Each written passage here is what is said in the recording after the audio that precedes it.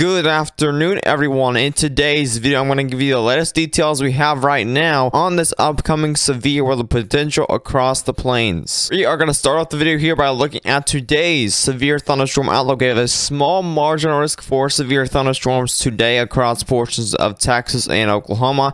Mainly isolated severe storms will be possible across those regions. With those threats mainly being wind and hail, we do have a 5% chance for both of those hazards. Now here's tomorrow's outlook, a little more interesting. We do have a slight risk for severe thunderstorms here across Oklahoma, Kansas, and Missouri. This is where you can see a definite tornado risk throughout tomorrow. You do have a 2% risk for tornadoes here across portions of Oklahoma, Kansas, and Missouri. And get this, we have a 2% risk of tornadoes across the western portions of Oregon. We do have a 15% chance for 60-mile-per-hour winds, and also for the hail risk, we have a 15% chance here for quarter-sized hail. Now for Thursday, we have yet again another severe thunderstorm risk here across portions of Oklahoma, Kansas, Nebraska, Missouri, and Iowa. This is where you can see again isolated severe storms, and this may be upgraded in future outlooks. This is the main thing we're going to be talking about today, and as you can see, for day 4, which is going to be Friday. So this is going to be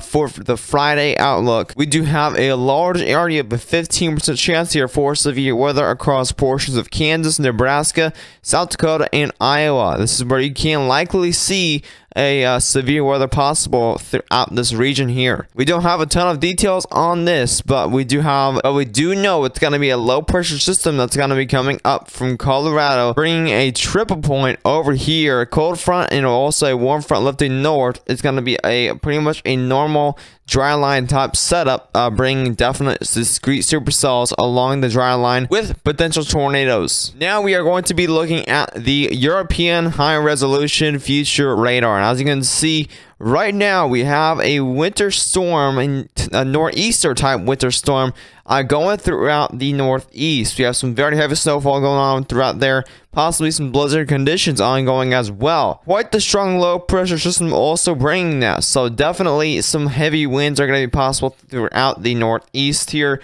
Definitely tied on anything that could blow away in those types of heavy winds, because that will also get covered by a blizzard. So as we move forward here throughout the rest of today here, it looks like this mainly happened overnight, but as we head into about when I'm recording this video, it's mainly exiting the region, but there's still going to be a lot of lake effect snow there across portions of the rest of today. And then as we head throughout Wednesday, we are going to see some severe weather here throughout portions of Arkansas, Missouri. This is going to be around 6 a.m. So these storms are going to be starting early tomorrow throughout portions of Wednesday. And we are also going to see a little bit of snowfall up here in North Dakota and Minnesota for tomorrow. As you head throughout Wednesday, we do see that rainfall continuing to move eastward. A pretty large area of rainfall, to say the least here. It's going to be moving across the Midwest throughout tomorrow. So definitely a rainy day for Wednesday throughout those areas. And as you can see, another rainy day ahead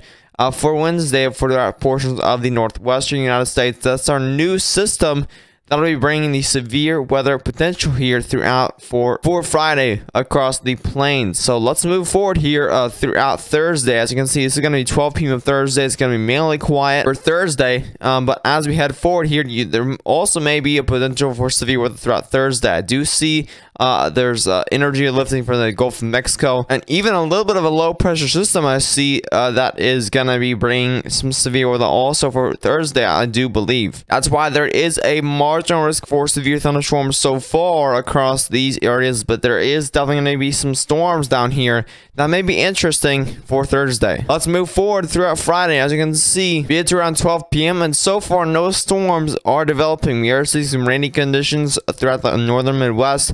Also some mountain snow going on throughout Friday so far. As you head to the later afternoon, throughout the later afternoon hours, as you can see, we definitely have those supercells developing around 6 p.m. here of Friday across portions of Iowa, Kansas, Nebraska. That's where you can likely see those storms start to develop there in likely the late afternoon hours. And more storms, as you can see, you have those supercells developing ahead of the line, but then a line forms of severe thunderstorms that'll be bringing a large wind threat, a large-scale wind threat there in Kansas and also into Nebraska. Definitely some big-time hail. I do think there's going to be a lot of cape. We'll look at that in a second, but there is going to be a lot of energy lifting north here. That may bring a big hail potential as well. So let's move forward through the overnight hours. It's 12 a.m. So this is going to be happening in the late night hours when most people are asleep. But by the time we reach around 6 a.m., looks like that line has pretty much dissipated by then. But of course, this is not the highest resolution model we have so far. As days go on, though, we will have a lot more details on future radar. But look at that snowfall. We'll talk about in the winter storm in a second. But let's take a look at our severe weather ingredients. Let's look at surface-based CAPE values for Friday. Surface-based CAPE is convective available potential energy. That means it is thunderstorm fuel. This is one of the main ingredients that thunderstorms need to develop here. So let's see if there's actually enough. Already by 9 a.m., there is definitely already enough of fuel already reaching up here into Nebraska. So let's move even more forward, see if we get even more fuel. As you can see, this is around 3 p.m. likely right before when storms start to develop. And as you can see, you're already seeing upwards of 3,500 joules per kilogram. That is a ton of energy that these storms can really pick up and start to produce a very large hail type event. And then likely when those storms start to develop, they start to take up a lot of that energy and put it into the storms. So we do get a lot less energy by 6 p.m. And then by 9 p.m. those storms are likely developed, and that's how we can tell when initiation time is gonna be. So by 9 p.m. that's when initiation is gonna be for those severe thunderstorms. Let's look at bulk shear at the surface, and as you can see, this is one of the main ingredients for tornadoes. So as you can see, let's go ahead and move towards 6 p.m. And as you can see, we do have those storms likely developing with 45 knots of shear. There is definitely going to be some shear in there. We can take a sounding here. And there is, looks like there's going to be some cap in the region. But as you can see, look at that shear and look at this photograph here that is on the top right corner.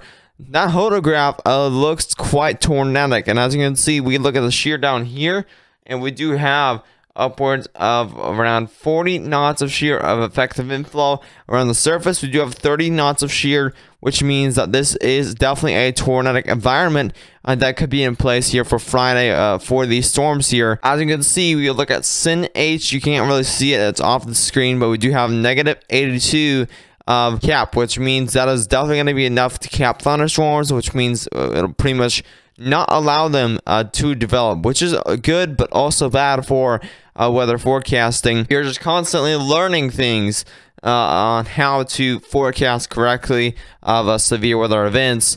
But as you can see, we are definitely going to have that shear in place for these storms to possibly produce tornadoes. So definitely stay tuned for the tornado risk. We'll have more details as days go on. Now here's the supercell composite. As you can see, let's go ahead and go forward to Friday. And as you can see, for supercell composite, there is definitely going to be some high parameters, which means supercells are the cells, the type of storms that do produce tornadoes. There's definitely going to be a bigger tornado threat the bigger the supercell composite is. But supercells also produce some very large hail possible. So the higher the supercell composite, the higher the hail threat is gonna be here. So as you can see, you're seeing upwards of 17 to 20. There's definitely going to be some high parameters within here, especially over here in Kansas, where these storms are going to develop. So definitely make sure you do stay weather aware ahead of these storms. Now here is the photographs. This is a new thing from Pivotal Weather and a lot of the weather model websites, which is a very nice implementation. And as you can see, we head forward. This is what you typically see in soundings, and we don't have to take multiple soundings to see the photographs. Now look at this over here in Kansas. We do have this photograph right here, which you see kind of that curve. You see this downward C, and then you see kind of a spike. That is a tornadic photograph. You even have a tornadic photograph over here in Iowa. I mean, this tornado threat could be reaching all the way up here into even Minnesota, and looks like this tornado threat looks to be stopping at about right here. So this is kind of my main area here of where you could see the big tornado threat here for out Friday. So definitely, if you live in this red box, this is Kansas, this is Oklahoma, this is Nebraska, here's Iowa over here.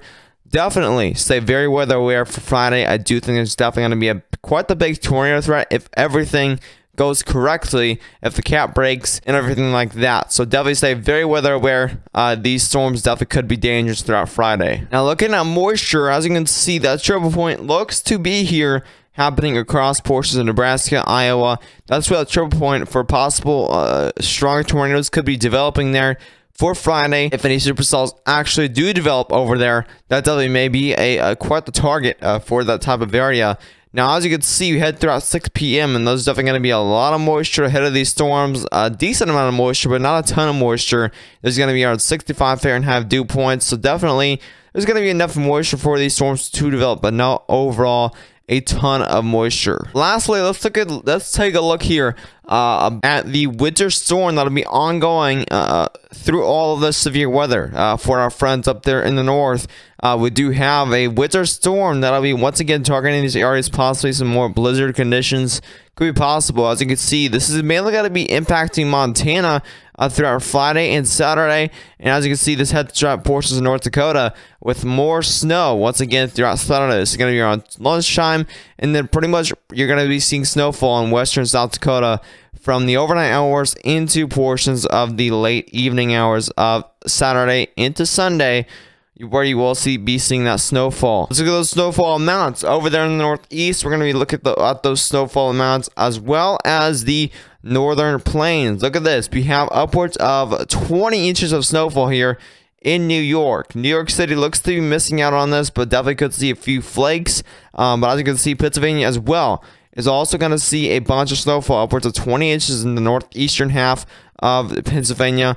On the more western half, you're mainly going to be seeing a dusting 1 to 2 inches of snowfall. But the more the lake effect areas, once again, another 5 inches of snowfall there. New Hampshire, Vermont, likely upwards of 6 inches of snowfall, upwards of a foot in some areas. Definitely a lot of snowfall here for April, as well as over here. Look at this. We have over a foot of snowfall very well here, upwards of 20 inches in those mountains, and more of those peakish areas, upwards of 10 inches of snowfall. Again, we're over mid-April now and heading into late April. So these winter storms better stop, because we're going to be reaching summer in literally a month. I mean, look at this all the way down here in New Mexico. You're already still seeing snowfall by the 25th. This is pretty insane here, reaching all the way down that south here in April. If you did enjoy the video though, be sure to subscribe to the channel. You won't miss a single daily upload or live stream on this huge storm, once again targeting the United States. Also, share this video with any friends or family that may like these types of daily uploads. I will try to give you the latest information on this massive storm. Anyone that's impacted by this, definitely share this video to them. Get that info out. But as always, stay safe.